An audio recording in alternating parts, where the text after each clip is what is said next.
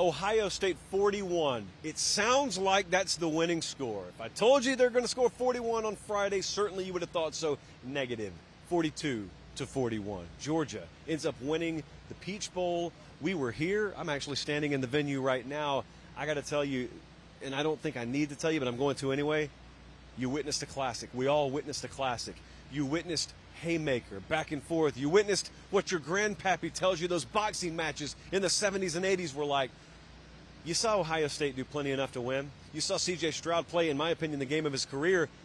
But we don't talk about the losing team first. We talk about the winners first. And it's a familiar refrain. A lot of people thought we were going to be saying this about Georgia, just not necessarily the style of game that we thought we were going to see. Look, here is the medal of a champion. When things go wrong and you can win a game anyway, that's the medal of a champion. That's the makeup of a championship team. They've still got to beat TCU in order to do it.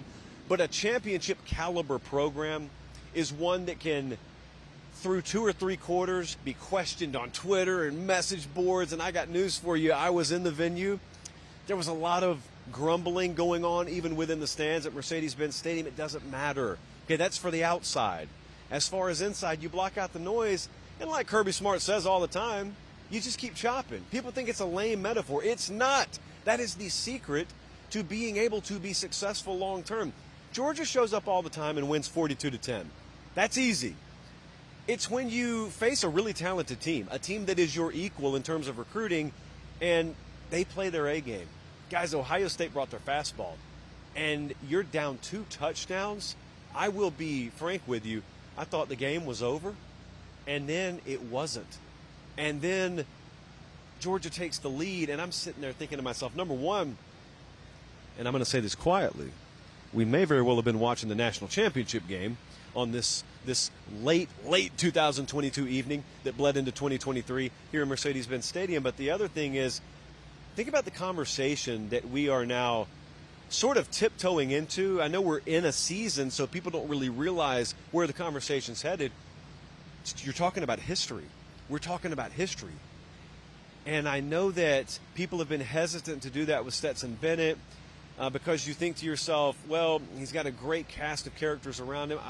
Every championship team does. There's never been a guy, contrary to popular belief, maybe other than Cam Newton, drag a bunch of otherwise average guys across the finish line. Everybody's got talent around him.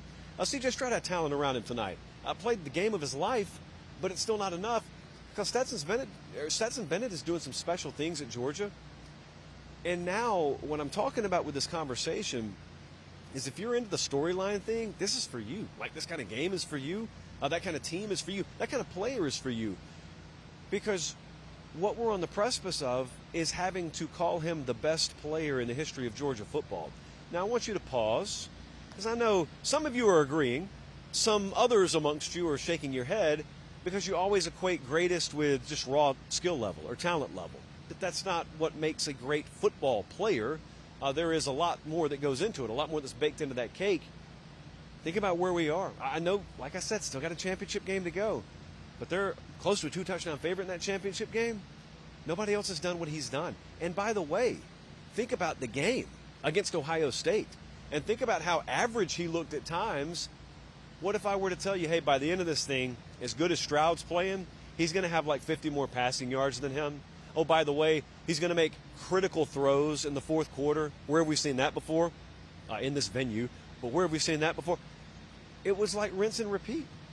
You've seen it before. And so now not only do you have that highlight reel starting to really, really accumulate minutes, not seconds, minutes, but also you're seeing the story written in real time.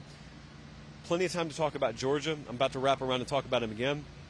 I got to tell you, C.J. Stroud, the way he played for Ohio State, it stuns me that was in a losing effort. No one's supposed to be able to beat them.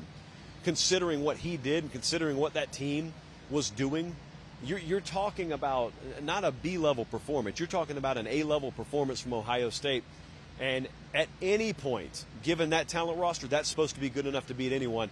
And C.J. Stroud, the very thing that made me pick Georgia to win this game, he did, which he hadn't done all year. And that was putting his face in the fan. A lot of the parts, a lot of the characteristics we doubted about the mental makeup of C.J. Stroud. What's he willing to do for that team? He did it all, man. I stood down about 30 yards from where I'm standing right now and watched him walk out of that tunnel, watch him walk off the field for the last time as a college football player and as an Ohio State Buckeye. The head was hung. It shouldn't have been. Just it's what's great and what's awful about sports. You see the classic performance and you watch that black and red confetti rain down on you, but that also means someone else just lost a heartbreaker. And I've seen Ohio State's last 2 games in person. The Michigan game was a considerable blowout, but this one right here, they had it. 2-touchdown lead, they got it. They can taste it.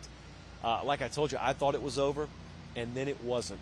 Kirby Smart's timeout before Ohio State ran that fake punt.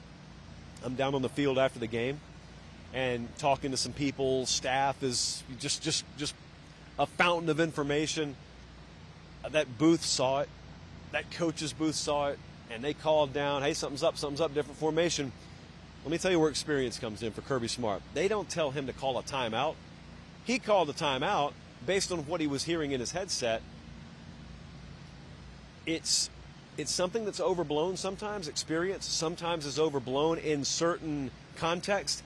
That is where experience matters. You can't have a moment's hesitation. You saw how close the ball was to being snapped. You can't have a moment's hesitation. That's just thousands and thousands and thousands of hours of doing this thing now for him.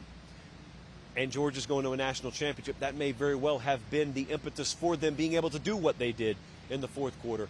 This was one of the best college football games that I've seen. You got to tip your cap also to the fan bases, because a lot of times when you go to these playoff games, the reason your boy here loves the regular season so much is because it's such an authentic atmosphere. A lot of times when you come to playoff games and championship games, the environment's a little more corporate. Those of you that are a little bit deeper pocketed are the only ones who can afford to come to these things. That was not the case. It felt like a true Week 4 college football game at a neutral site. Just happened to be at a neutral site. This place was on fire, unlike any playoff game that I've ever experienced. And Georgia folks felt what it was like to have your back truly against the ropes, and they're on a 9 count, and you see your team get off the mat when it would have been so easy to lay down.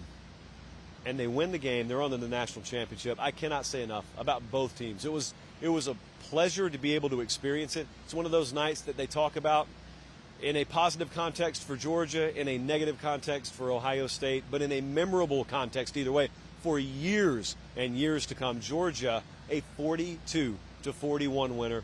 The Dogs are headed back to the national championship game. Guys, thanks for watching Late Kick. Make sure and leave a comment. I love interacting with you. But most of all, please like the video and subscribe to the channel. That's how we keep all of this free.